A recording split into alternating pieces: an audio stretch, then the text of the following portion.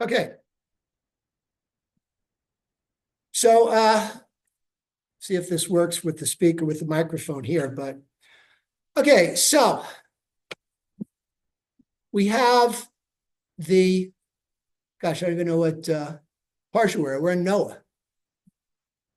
And our triennial portion is the Tower of Babel. Now, the Tower of Babel, we get, of course, the expression to babble from that, right? Because what happens? These people decide to build a tower to reach up to God. And God comes down, metaphorically, of course, sees what they're doing, sees the audacity of what they're doing, and he basically confounds their speech. Prior to this, everybody spoke Hebrew. That was the language of the world. But it was a holy language. And Hashem felt that the audacity of these people didn't deserve a holy language. So he confounded their speech. There were now 70 languages. People did not understand each other to actually engage in communication. And that basically stopped the building. Now, when you look at the Torah, you see that, they built a tower. God came down and said, this is not good. I'm going to confound their speech. This is why we had what we talked about last week, critical thinking. Okay, what was going on? First of all, the tower was so important that if somebody dropped a brick, they freaked out. They dropped the brick, it broke. Oh my gosh, now we got to build another. If somebody fell off and died, get me another word. So there was a very big disregard for human life and human sanctity. The second thing is that the person, according to the Midrash, the folklore that surrounds the Torah stories, the person who was the architect and the instigator of this, was a guy by the name of Nimrod, who was a warrior. We met him a few chapters ago. And the Midrash says that if you look at his description as a man who built cities and everything, he was actually the first person to declare himself a king. Now, you had tribal chieftains, you had princes, but this guy wanted to rule the world. And he did it because he was mighty. Anybody got in the way, he was a big guy. He could do it. The second thing is that he believed in paganism. And again, the Midrash says that Abraham, when he realized there's only one God, Nimrod threw him into a fiery furnace, which miraculously Abraham survived. So, what do we have here? We have another lesson of speech, don't we? Speech is that important in Judaism. That's why it's in our prayers 3 times a day, every day. Oh Lord, guard our tongues from evil and our lips from speaking falsehood. We go over this over and over and over again. And people say, Rabbi, here we go again. Well, yeah, because the Torah identifies it so many times. You look at what's going on today in politics. It's not policy. It's what we used to call a rank out session. Here we go again. Okay? And people look to control people with words. And it's very easy to do. Why is it so easy? Why are our brains programmed to be so susceptible to speech? Does everybody remember that childhood rhyme that you had? Sticks and stones may break my bones, but names will never hurt me. Okay? Nobody ever spent 30 years in psychotherapy because somebody threw a stick or a stone at them. Words hurt. There must be some mechanism in our brain. And I think if we keep going the way we're going, some scientist is going to say, you know what?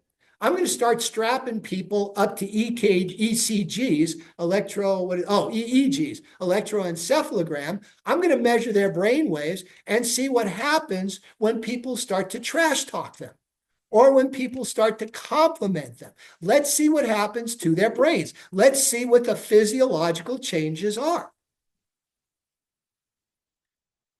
I'm trying, was it Stalin or one of those guys that said if you repeat a lie long enough and often enough, people will start to believe it? We've got a wealth of information at our hands. We can look up anything, and we have a wealth of resources to do that. And yet people don't. I mean, that's just a common sense thing to do. Somebody tells you, hey, there's a sale in that store. Everything is 60% off. What are you going to do? You might run down there and see for yourself, or you might call the store. Save yourself a trip. Now, some of you are too young to remember the ad. Let your fingers do the walking, right? Through the yellow pages, right? You just look up a number and you get on the internet. And if they're having that sale, you would imagine that there's this big ad somewhere, right? You check it out. You don't want to go running down there and waste a whole day. And you certainly want to get there before all the good stuff gets bought out, right? So you don't buy that at first blush. You look at it, you research. These guys that put up the Tower of Babel, they could have still built the tower. They could have started pointing a brick, okay? Brick. Put it there, put it there, right? They would have got it done. It might have taken longer, but it would have gotten done. But yet it stopped it cold. It stopped the construction cold because people react very intuitive. They react right away to speech. That's what this is all about. We go back to the last portion, Adam and Eve. What happened? The serpent, right? Said to Eve, you're not going to die if you eat the apple. Here I go. If you eat the fruit, it wasn't an apple. If you eat the fruit, God knows this. Eve saw God create the universe. And here's this stupid serpent, and she's believing the serpent instead of God. Come on, girl. And even Adam. People say, well, Eve tricked Adam. Okay, no, she didn't. Adam went around the garden. He knew what was in that garden. He knew what it was. He knew what to do with it. He knew, don't touch the fruit of the tree of good and evil, the tree of knowledge of good and evil. And yet he ate the fruit. So God's like, what'd you do? Oh, that woman that you gave me. And God's like, yeah, no. This is what speech does. This is why we have to watch our words so carefully. This is why we go over the al-Hates and the Ashamrus and how much emphasis during that enumeration of sins involves speech. A very high percentage. Count it sometime. Get a Moxor and count it. Look at all the various categories of sins and look at how many of them are focused on speech. It's a big portion.